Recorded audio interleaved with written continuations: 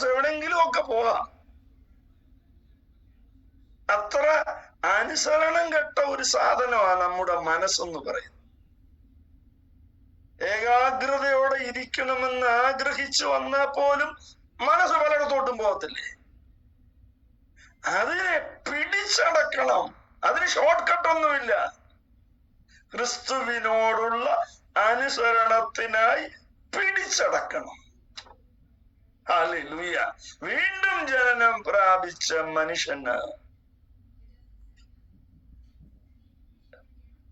ലളിതമായ ഒരു ഉദാഹരണം പറയാം. മനസ്സെന്ന പട്ടം കൈറ്റ് പരിശുദ്ധാത്മാവാകുന്ന ചരടുകൊണ്ട് നിയന്ത്രിക്കാൻ കഴിയുന്നതാണ് ഒരാത്മീയന്റെ ജീവിതം. ദൈവത്തിന് മഹത്വം. അവിടെയാണ് ആത്മീയനും പ്രാകൃത മനുഷ്യനും തമ്മിൽ ചിന്താമണ്ഡലത്തിൽ വരുന്ന വ്യത്യാസം.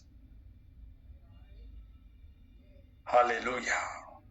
ഇപ്പോൾ എന്റെ ദേഹിയിൽ വന്ന മാറ്റം, റോമർ 8:9 പൗലോസ് ഇതിനെല്ലാം കൂടെ ക്രോഡീകരിച്ച് പറയുന്ന മനോഹരമായൊരു പ്രയോഗം. നിങ്ങളോ ദൈവത്തിന്റെ ആത്മാവ് നിങ്ങളിൽ വസിക്കുന്നു എന്ന് വരികിൽ ജഡസ്വഭാവമുള്ളവരല്ല, ആത്മസ്വഭാവം ഉള്ളവർ അത്രേ. ഇവിടെ ഞാൻ ശ്രദ്ധേയമായ ഒരു ചോദ്യം നിങ്ങളോട് ചോദിക്കാം. നമ്മൾ പറഞ്ഞു, ഹൃദയമാംസളമായി വിചാരങ്ങൾ ക്രിസ്തുവിന്റെ അനുസരണത്തിനായിട്ട് പിടിച്ചടക്കി, മനസ്സ് പുതുക്കി, ഇച്ഛാശക്തി ദൈവത്തിന്റെ ഇഷ്ടത്തിനനുസരിച്ചാക്കി. അതാണ് ആത്മീയൻ. അങ്ങനെയാണെങ്കിൽ ദൈവസഭകളിൽ എന്തിനാണ് വഴക്കുണ്ടാക്കുന്ന ആള്? എന്തിനാണ് പ്രശ്നങ്ങൾ ഉണ്ടാകുന്നത്? ഉത്തരം ലളിതമാണ്.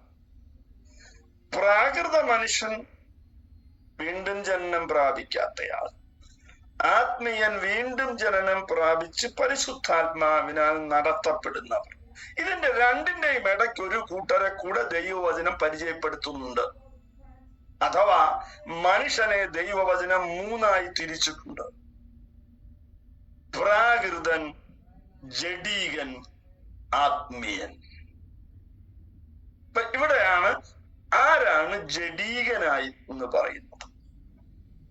ലളിതമാണ് ഉത്തരം. പ്രാകൃത മനുഷ്യൻ വീണ്ടും ജനനം പ്രാപിച്ച് ആത്മീയനായി കഴിഞ്ഞാൽ ആ ആളെ നിയന്ത്രിക്കുന്നതും ഭരിക്കുന്നതും പരിശുദ്ധാത്മാവായിരിക്കും. എന്നാൽ ആ ആളെ ജഡം ഭരിക്കാൻ അനുവദിച്ചു കൊടുത്താൽ,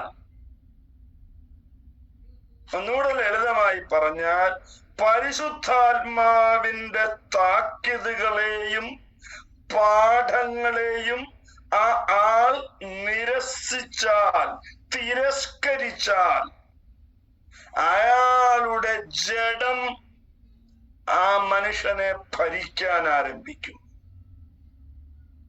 ആ ആളുടെ പേരാണ് ജഡീകൻ.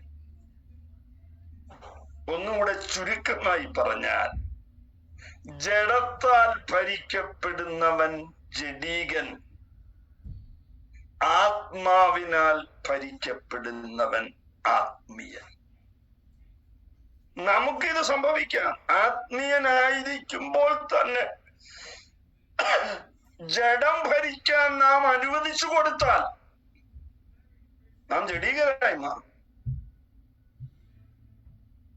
ഏത് സമയത്തും ഒരാൾക്ക് ഇത് സംഭവിക്കാം.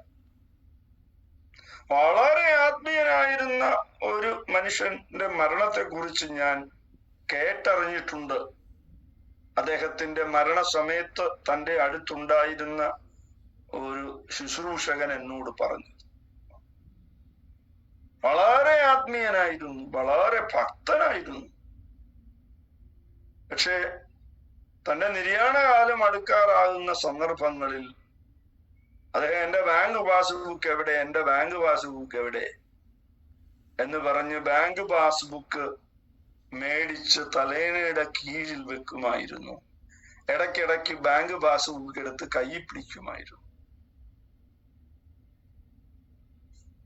ഇപ്പൊ ജഡം ഭരിക്കപ്പെടാൻ ഏത് പ്രായത്തിലും കഴിയും.